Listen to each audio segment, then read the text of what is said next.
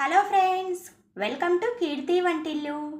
ఈరోజు వీడియోలో డబల్ కా మీఠా చాలా సులభంగా టేస్టీగా ఎక్కువ రోజులు నిల్వ ఉండేలా ఎలా తయారు చేసుకోవాలో చేసి చూపిస్తాను, చూసేయండి. డబల్ కా మీఠా చేసుకోవడానికి ఫస్ట్ 2 పెద్దగా ఉన్న బ్రెడ్ ప్యాకెట్లని తీసుకోండి. ఏ బ్రాండు బ్రెడ్ ప్యాకెట్లైనా తీసుకోవచ్చు. ఇక్కడ నేను మిల్క్ బ్రెడ్ తీసుకున్నాను. బ్రెడ్ ప్యాకెట్లని ఓపెన్ చేసుకున్న తర్వాత ఇలా పెద్దగా ఉన్న ప్లేట్లోనికి వేసుకొని 10 నిమిషాలు ఎండలో పెట్టుకోండి. లేదంటే ఒక 10 నిమిషాలు ఫ్యాన్ కిందైనా ఆరబెట్టుకోవాలి. బ్రెడ్ పీసెస్లు చాలా సాఫ్ట్గా ఉంటాయి కాబట్టి ఇలా ఆరబెట్టుకోవడం వల్ల బ్రెడ్ని కట్ చేసుకునేప్పుడు పొడి రాలకుండా, అలాగే డీప్ ఫ్రై చేసుకునేప్పుడు నూనె ఎక్కువ పీల్చుకోకుండా ఉంటాయి. బ్రెడ్ పీసెస్లని ఇలా 10 నిమిషాలు ఎండలో ఆరబెట్టుకున్న తర్వాత బ్రెడ్ పీసెస్లని ఒక్కొక్కటిగా తీసుకొని చుట్టూరు అంచులు కట్ చేసుకోవాలి. ఇలా చుట్టూరు బ్రౌన్ కలర్లో ఉన్న వరకు కట్ చేసుకోవాలి. ఇలా కత్తెరతో కట్ చేసుకోండి, చాలా సులభంగా ఉంటుంది. ఇలా అన్ని బ్రెడ్ పీసెస్లని చుట్టూరు అంచులు కట్ చేసుకొని మరో ప్లేట్లోనికి తీసుకోండి. ఈ బ్రౌన్ కలర్లో ఉన్న బ్రెడ్ని బాగా ఎండబెట్టుకొని పౌడర్ లాగా చేసుకొని బ్రెడ్ క్రమ్స్గా వాడుకోవచ్చు. లేదంటే టీ కానీ కాఫీలో కానీ అద్దుకొని తినేసేయండి. ఇలా బ్రెడ్ని చుట్టూరు ఉన్న అంచులు కట్ చేసుకొని తీసుకున్న తర్వాత ఒక్కొక్క బ్రెడ్ పీస్ని తీసుకొని 4 భాగాలుగా కట్ చేసుకోవాలి. ఇలా అన్ని బ్రెడ్ పీసెస్లని కూడా చిన్న చిన్న ముక్కలుగా కట్ చేసుకొని ఒక ప్లేట్లోనికి తీసుకొని పెట్టుకోండి. తరువాత స్టవ్ ఆన్ చేసుకొని కడాయి పెట్టుకొని డీప్ ఫ్రైకి సరిపడినంతగా నూనె వేసుకొని వేడి చేసుకోవాలి.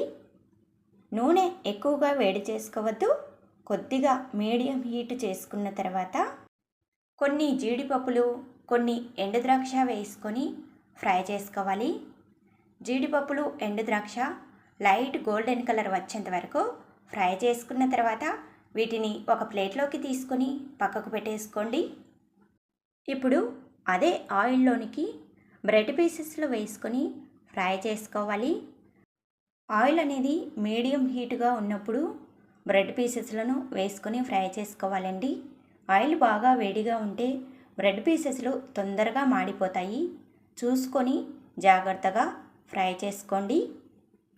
బ్రెడ్ పీసెస్లని లైట్ గోల్డెన్ కలర్ వచ్చేంత వరకు 2 వైపులా తిప్పుకుంటూ లో ఫ్లేమ్లోనే ఫ్రై చేసుకోండి. ఇలా కొన్ని బ్రెడ్ పీసెస్లను వేసుకుంటూ బ్రౌన్ కలర్ వచ్చేంత వరకు బాగా ఫ్రై చేసుకొని ఒక ప్లేట్లోనికి తీసుకోండి. ఇలా అన్ని బ్రెడ్ పీసెస్లని కూడా ఫ్రై చేసుకొని తీసుకోవాలి. నూనెకి బదులుగా నెయ్యిని కూడా వేసుకొని బ్రెడ్ పీసెస్లని ఫ్రై చేసుకోవచ్చు. లేదంటే సగం నూనె సగం నెయ్యి వేసుకొని బ్రెడ్ పీసెస్లని ఫ్రై చేసుకోవచ్చు.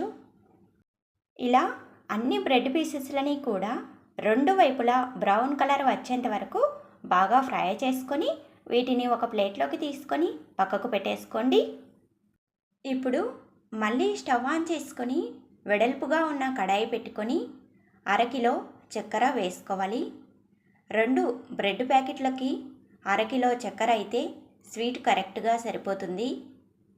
1/2 కిలో చక్కెర వేసుకున్న తర్వాత చక్కెర మునిగే కంటే కొద్దిగా ఎక్కువగా నీళ్ళని వేసుకోవాలి. 2 బ్రెడ్ ప్యాకెట్లకి 500 గ్రాముల చక్కెర అనేది పడుతుంది. ఒక బ్రెడ్ ప్యాకెట్ తీసుకుంటే 250 గ్రాములు చక్కెర పడుతుంది. స్టవ్ని హై ఫ్లేమ్లో పెట్టుకొని చక్కెర మొత్తం కరిగేంత వరకు ఇలా కలుపుకుంటూ మరిగించుకోవాలి. చక్కెరని పాకం పట్టుకోవాల్సిన అవసరం లేదండి. కొద్దిగా చక్కెర సిరప్ని తీసుకొని చేతి 2 వేళ్ళకి మధ్యలో జిగురుగా అనిపిస్తే సరిపోతుంది. అలా వచ్చేంత వరకు మరిగించుకోవాలి. చక్కెర సిరపు కొద్దిగా జిగురుగా వచ్చిన తర్వాత 5 యాలకులని మెత్తని పౌడర్లా చేసుకొని చక్కెర సిరప్లోనికి వేసుకోవాలి.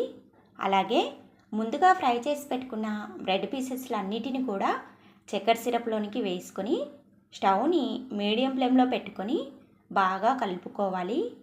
చక్కెర సిరప్ని బ్రెడ్ పీసెస్లు బాగా పీల్చుకొని మెత్తబడతాయి.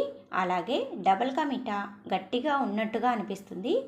ఇప్పుడు అర లీటరు చిక్కటి పాలు వేసుకోవాలి.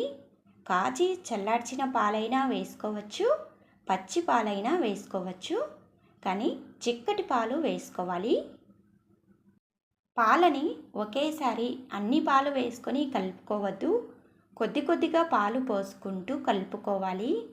డబల్ కా మీఠా అనేది ఎక్కువ గట్టిగా ఉండకూడదు, అలా అని ఎక్కువ పల్చగా ఉండకూడదు.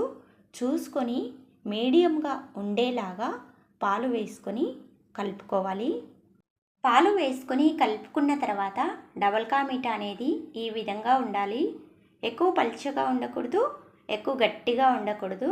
ఇలా వీడియోలో చూపించిన విధంగా ఉండేలా తగినన్ని పాలు వేసుకొని కలుపుకోండి. డబల్ కా మీఠాని సన్నటి మంటపైనే ఉడికించుకోండి, లేదంటే మాడిపోతుంది. ఇలా డబల్ కా మీఠాని తగినన్ని పాలు వేసుకొని ఈ విధంగా కలుపుకున్న తర్వాత లాస్ట్గా ముందుగా ఫ్రై చేసి పెట్టుకున్న జీడిపప్పులు, ఎండు ద్రాక్ష వేసుకొని కలుపుకొని స్టవ్ ఆఫ్ చేసుకోవాలి. అంతేనండి, చాలా టేస్టీగా ఉండే డబల్ కా మీఠా రెడీ అయిపోయింది. డబల్ కా మీఠా ఇలా నేను చెప్పిన విధంగా ఒక్కసారి ట్రై చేసి చూడండి. ఎక్కువ రోజులు నిల్వ ఉంటుంది, టేస్ట్ కూడా చాలా బాగుంటుంది. డబల్ కా మీఠా వేడిగా ఉన్నప్పుడు కంటే పూర్తిగా చల్లారిన తర్వాత తింటేనే టేస్ట్ చాలా బాగుంటుంది. మీరు మీ ఇంట్లో ఒకసారి తప్పకుండా ట్రై చేసి ఎలా వచ్చిందో కామెంట్ చేయండి. Thanks for watching.